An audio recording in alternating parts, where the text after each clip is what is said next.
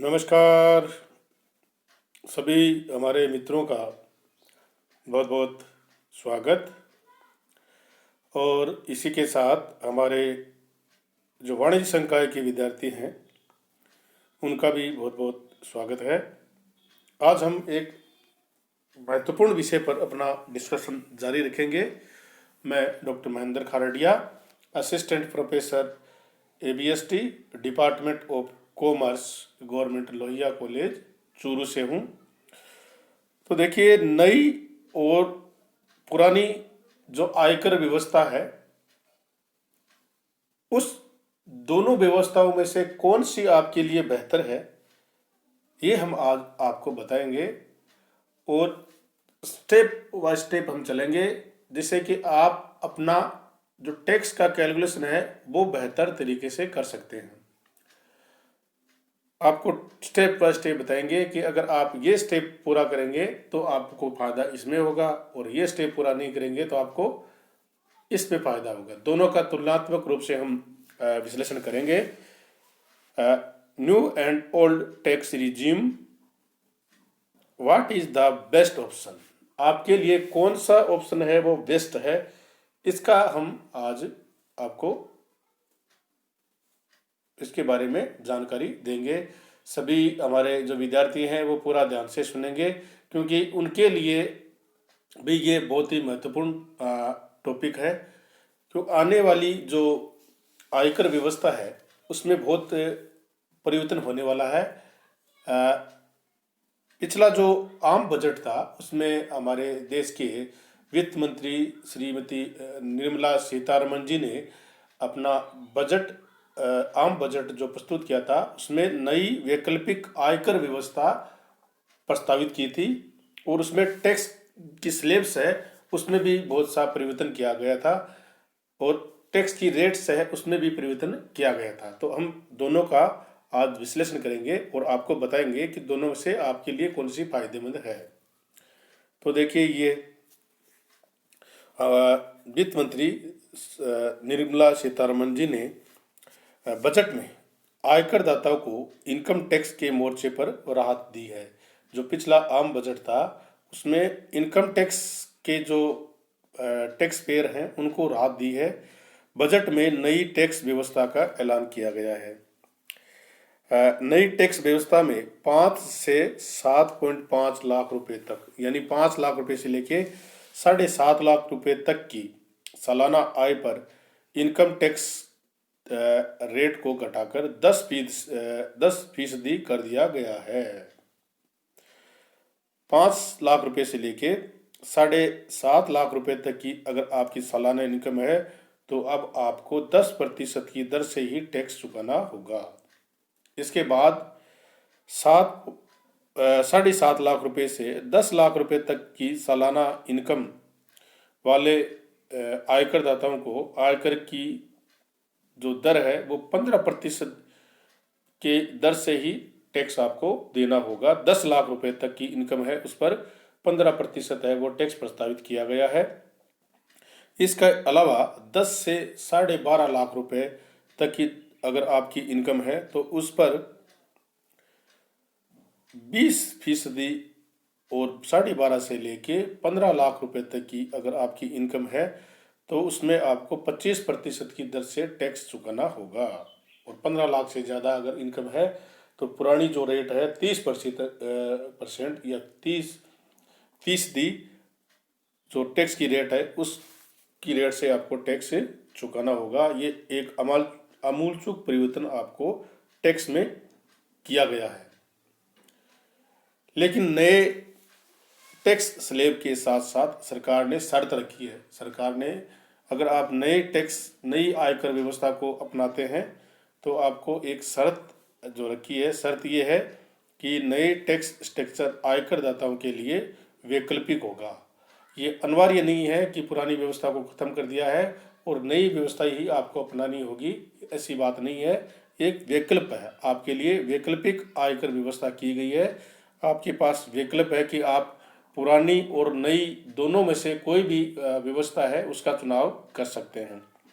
Tax payer के पास नई व्यवस्था और पुरानी व्यवस्थाओं में से विकल्प चुनने का अधिकार अब होगा। नई टैक्स व्यवस्था को अपनाने वाले आयकर दाता को आयकर कानून के चैप्टर 6A के तहत मिलने वाली टैक्स की कटौतियों और छूट का फायदा अब उनको नहीं होगा, क्योंकि ये छूट नई आयकर व्यवस्था में बंद कर दी गई है। यानी नई जो आयकर व्यवस्था है उसको अगर आप चुनते हैं तो उसमें आपको मानक कटौती, गृह ऋण, LIC, स्वास्थ्य बीमा आदि में जो निवेश हम करते थे उन निवेश 80C के तहत मिलने वाली छूट आपको अब नहीं मिलेगी। अब हम अगर टैक्स की गणना करें और कौन सी व्यवस्था आपके लिए बेहतर है इसका मूल्यांकन करें, तो हम स्टेप बाय स्टेप चलेंगे और आपको एक बहुत ही आसान तरीका बताएंगे कि आप अपनी इनकम है उस पर टैक्स की गणना कर सकते हैं और दोनों में से कौन सी आपके लिए बेहतर है इसका चुनाव आप कर सकते हैं। तो देखिए, आपके लिए सही टैक्स व्यवस्था का चुनाव हम किस प्रकार से कर सकते हैं, इसके लिए स्टेप बाय स्टेप हम चलेंगे। स्टेप फर्स्ट है, ये समझें कि आपके लिए सबसे अच्छा क्या है। कि अगर आपकी टैक्सेबल कर योग्य आय है वो 5 लाख रुपए से कम है या 15 लाख से ज़्यादा है, तो दोनों में टैक्स की दर समान है। 5 लाख रुपए से कम पर पुरानी व्यवस्था में भी 5% की दर से टैक्स लगता था और 15 लाख की अगर आपकी इनकम है उस पर भी पहले 30% की दर से टैक्स लगता था और अब भी उस पर 30% की दर से टैक्स प्रस्तावित किया गया है। इसलिए पुरानी व्यवस्था जिसमें छूट मिल रही थी वह ज़्यादा बेहतर है। इसलिए आयकर दाता, अगर आपके पास छूट है, आपके पास कटौतियों की जो पुरानी व्यवस्था है वो आप जारी रखना चाहते हैं, तो वो आपके लिए ज़्यादा बेहतर होगी अगर आपकी इनकम 5 लाख से कम और 15 लाख से ज़्यादा है। तो ये स्टेप फर्स्ट है। नेक्स्ट, छूट को चेक करें। अब आपको लिस्ट तैयार करनी होगी कि पहले कितनी छूट मिलती थी और अब उन छूट में से कितनी छूट को बंद कर दिया है और कौन कौन सी छूट को जारी रखा गया है, इसकी एक आपको लिस्ट बनानी होगी। सभी छूटों में से जो छूट हटाई गई है ये देखें कि उनमें से कितनी आपके लिए उपयुक्त है। तो जितनी छूट हटा दी गई है उनमें से आपके लिए कौन सी छूट पहले जो आपके लिए बेहतर थी उसमें से उसको उठा दिया है, ये आपको चेक करना है और उन्हें चुनकर आप कितनी बचत कर सकते हैं। अगर आप उनमें से निवेश करना चाहते हैं तो आप कितना निवेश कर सकते हैं, इससे आपको अगले स्टेप में मदद मिलेगी। ये आपको पहले से डिसाइड करना है कि सरकार ने पहले कितनी छूट आपको मिलती थी और सरकार ने नई आयकर व्यवस्था में कितनी छूट है वो बंद कर दी है, और उन बंद की गई छूट में से अगर आप विकल्प चुनते हैं कि ये जो पुरानी योजना थी इन्वेस्टमेंट की, होम लोन की, अगर आप वो जारी रखते हैं तो आपको लिस्ट तैयार करनी होगी और उनका अब अगर डिडक्शन आपकी छूट है, बचत है वो ज़्यादा है, तो आपके लिए नए विकल्प को चुनना ज़्यादा अच्छा नहीं होगा, पुराना विकल्प ही आपके लिए अच्छा होगा। और ये सब करने के बाद आप अपनी जो टैक्स है उस पर इनकम पर टैक्स का कैलकुलेशन कीजिए दोनों व्यवस्थाओं के अनुसार। नई व्यवस्था के अनुसार भी करना है और पुरानी व्यवस्था के अनुसार भी आपकी टैक्स की कैलकुलेशन आपको करनी है। चार्ट में जैसे जैसे दिया है उस हिसाब से आपको टैक्स की गणना करनी होगी। छूट या डिडक्शन के बाद अपनी नेट टैक्सेबल इनकम शुद्ध कर योग्य आय पर के आधार जो आ जाती है, उसके बाद आपको नई और पुरानी दोनों टैक्स व्यवस्थाओं के अनुसार इनकम पर टैक्स का कैलकुलेशन आपको करना होगा। अगर आप दोनों टैक्स व्यवस्थाओं करेंगे तो आपको पता चल जाएगा कि हमें कौन सी व्यवस्था को चयन करना होगा, करेंगे। और नेक्स्ट है, आंकड़ों से आगे सोचिए। आंकड़े बहुत से आपको भ्रमित कर सकते हैं, लेकिन आपकी सोच है वो आंकड़ों से आगे जानी चाहिए कि टैक्सेबल इनकम के अलावा आपकी लाइफस्टाइल, आप जिंदगी में आप जिस पड़ाव पर हैं, छोटी व लंबी अवधि के लिए प्राथमिकताओं के साथ साथ वित्तीय लक्ष्यों को भी आपको ध्यान में रखना है। आपकी लाइफस्टाइल क्या है, आपकी छोटी और लंबी अवधि के लिए प्राथमिकता क्या है, आपके जो लक्ष्य हैं वित्तीय लिखे फाइनेंशियल जो टारगेट्स हैं वो क्या है। इससे आपको अपने सही टैक्स व्यवस्था को चुनने में मदद मिलेगी। महंगाई और बढ़ती ज़रूरतों के साथ साथ अब ये भी महत्वपूर्ण हो गया है कि आप जल्दी बचत करना शुरू करें और समझदारी से खर्च करें। अगर आप भविष्य को ध्यान में रखकर बचत करेंगे तो ये बहुत ही महत्वपूर्ण है, क्योंकि बचत है वो आपको जो आपके कठिन समय जब आएगा तो उसमें बचत आपके लिए बहुत महत्वपूर्ण रोल अदा करेंगे। तो खर्चे कम कीजिए और समझदारी से खर्चे करें। जो ज़रूरत के खर्चे हैं उनको ही करें और फिजूल खर्ची न करें और उसे बचत करें, ताकि आपको जो वित्तीय लक्ष्य आपने बड़े तय किए हैं उनको प्राप्त करने में आपको मदद मिल सके। और अच्छी तरह से प्लानिंग करें। ये भी बहुत मूल मंत्र है कि अच्छी तरह से प्लानिंग होनी चाहिए। आपकी सोच है वो आंकड़ों से आगे जानी चाहिए। ये ध्यान रखना जरूरी है कि आप हर वित्तीय वर्ष में अपनी टैक्स व्यवस्था को बदल सकते हैं। इसमें ये व्यवस्था प्रस्तावित की गई है कि आप हर वर्ष है वो टैक्स की जो व्यवस्था है उसको चेंज कर सकते हैं। अगर आपने इस वर्ष नई व्यवस्था ले ली तो नेक्स्ट ईयर में आपको पुरानी वाली व्यवस्था भी ले सकते हैं। ये विकल्प है आपके लिए उपलब्ध, क्योंकि दोनों एक साथ मौजूद रहेंगी। पहली बार टैक्स दे रहे लोगों को नए टैक्स व्यवस्था को चुन सकते हैं, क्योंकि इसका पालन करना आसान है और इसमें कम टैक्स लायबिलिटी रहेगी। हालांकि लंबे समय में निवेश को वित्तीय लाभ है और टैक्स पेयर पुरानी व्यवस्था की ओर जा सकते हैं, क्योंकि इससे आपको ज़्यादा फायदा मिलेगा। क्योंकि आपकी बचत करने की जो प्रवृत्ति है वो आपकी जारी रहेगी, क्योंकि हमारा जो देश है भारत, उसमें बचत को ज़्यादा महत्व दिया जाता है। हम जितना खर्च कमाते हैं उसमें बचत का भी एक हिस्सा होता है। हम कोशिश यही करते हैं कि हम जितना कमाएं उसमें से कुछ राशि है वो बचत करके रखें, ताकि हमारा जो भविष्य है वो सुरक्षित रहे। तो अगर आप वित्तीय लक्ष्य और टैक्स पेयर की पुरानी जो व्यवस्था है उसको अपनाना चाहते हैं, क्योंकि वो आपके लिए बचत करने वालों के लिए बहुत ज़्यादा महत्वपूर्ण व्यवस्था है पुरानी वाली। बजट में हुए ऐलान ने लोगों को टैक्स व्यवस्था चुनने की आज़ादी दी है। ये पहली बार हुआ है कि आप टैक्स व्यवस्था को भी का चयन कर सकते हैं। और ये सही रहेगा अगर आप टैक्स व्यवस्था को चुनने से पहले सभी चीज़ों का जो आंकलन है वो खुद कर लेंगे और फिर फैसला लेंगे, तो आपको इससे बहुत ज़्यादा फायदा होगा। अब आपको मैं ये बताऊंगा कि आपकी इनकम इतनी है तो इतना टैक्स की बचत आपको इसमें होगी। बहुत ही सिंपल चार्ट है, हम समझेंगे। ये आपको एनुअल इनकम दिखाई गई है और इसके साथ फर्स्ट जो कॉलम है उसमें आपको नई जो टैक्स व्यवस्था लागू की गई है उसके बारे में रेट्स दी गई हैं और टैक्स कैलकुलेशन किया हुआ है।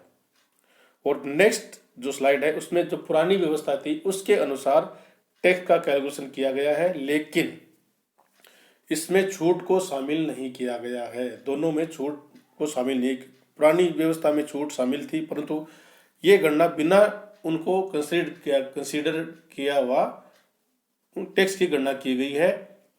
और नई व्यवस्था में टैक्स की वो जो छूट और कटौतियाँ थी उनको बंद कर दिया है। तो देखिए, और नेक्स्ट वाला कॉलम आपका है ये बेनिफिट्स का है। तो मैं आपको ये बताता जाऊंगा, तो आप थोड़ा ध्यान से इसको देखते रहिए।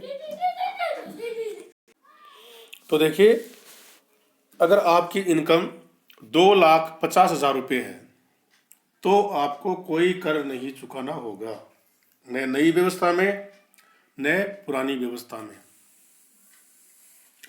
और अगर आपकी इनकम है वह 5 लाख रुपए है तो उस पर जो रेट है नई व्यवस्था में 5% प्रस्तावित की गई है और पुरानी व्यवस्था में भी 5% थी।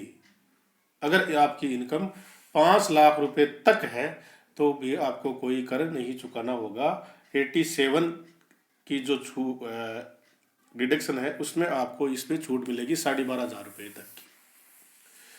अगर आपकी इनकम 7.5 लाख रुपए है, इससे पहले बता दूं 5 लाख 1 रुपये हो गया तो आपको वो टैक्स उस पर चुकाना होगा। अगर 5 लाख रुपए तक है तो कोई टैक्स आपको नहीं चुकाना होगा। 7.5 लाख रुपए तक नई व्यवस्था में 10% की दर से टैक्स है वो प्रस्तावित किया गया था, जो पहले था 20%। नई व्यवस्था के अनुसार आपका टैक्स आएगा 37,500 रुपये और पुरानी व्यवस्था के अनुसार आपका टैक्स आएगा 62,500। तो बेनिफिट नेट कितना हो गया? 25,000 रुपये का आपका नेट बेनिफिट है। और अगर आपकी इनकम 8 लाख है तो नई व्यवस्था के अनुसार रेट कर दी गई है 15%। पहले कितनी थी? 20%। तो नई व्यवस्था के अनुसार आपका टैक्स आएगा 45,000 रुपये और पहले कितना आ रहा था? 72,500 रुपये। तो नेट जो बेनिफिट आपका कितना होगा? 27,500 रुपये। और 10 लाख अगर आपकी इनकम है तो उस पर रेट कर दी गई है 15%। पहले कितनी थी? 20%। तो नई व्यवस्था के अनुसार 75,000 रुपये टैक्स आपका पूरा होगा और पुरानी व्यवस्था के अनुसार 1,12,500। तो इसमें आपको बहुत अच्छी छूट मिल रही है, 37,500 की बचत आपको होगी। और अगर 12,500 रुपये, अगर आप 12,50,000 रुपये आपकी इनकम है तो उस पर प्रस्तावित दर है वो 20% है। पहले कितनी थी? 30%। तो इसमें देखिए बहुत ही महत्वपूर्ण छूट इसमें मिलने वाली है। 1,25,000 रुपये आपका नई व्यवस्था के अनुसार टैक्स होगा, जो पहले 1,87,500 था। तो टैक्स की जो डिफरेंस है वो 62,500 है। और 15 लाख रुपए तक की अगर आपकी इनकम है तो नई व्यवस्था के अनुसार 25% की दर से आपको इस पर टैक्स चुकाना होगा और टैक्स आपका होगा 1,87,500। और पहली जो व्यवस्था थी उसमें रेट थी आपकी 30%। उसमें आपका टैक्स कैलकुलेट होता था 2,62,500। तो नेट जो टैक्स की बचत होगी वो 75,000 रुपये होगी। और 15 लाख से ज़्यादा अगर आपकी इनकम है तो उसमें आपको दोनों में रेट है वो 30% रेट आपकी लगेगी, जिसमें आपकी 50 लाख, 75 लाख, 1 करोड़, 1.5 करोड़, 2 करोड़, 3.5 करोड़, 5 करोड़ और 5.5 करोड़ रुपए तक की जो टैक्स है उसमें सब में 75,000 रुपये की आपको नेट बचत होगी। तो आप इस टेबल को देखकर भी अपनी टैक्स की गणना है वो कर सकते हैं, लेकिन ध्यान में ये रखना है कि अगर आपके पास बचत है, आप बचत में ज़्यादा विश्वास करते हैं, तो पुरानी व्यवस्थाओं में बचत को छूट देकर अगर आप टैक्स की गणना करेंगे तो उसमें बहुत सा डिफरेंस आपको मिलेगा। इसमें टैक्स की जो छूट है, इसमें जो आपकी कटौतियाँ, छूट, आपको डिडक्शन जो मिल रही थी उसको शामिल नहीं किया गया है, दोनों में शामिल नहीं है। बिना टैक्स जो छूट और डिडक्शन थे उनको शामिल किए हुए टैक्स पर गणना है इनकम पर की गई है।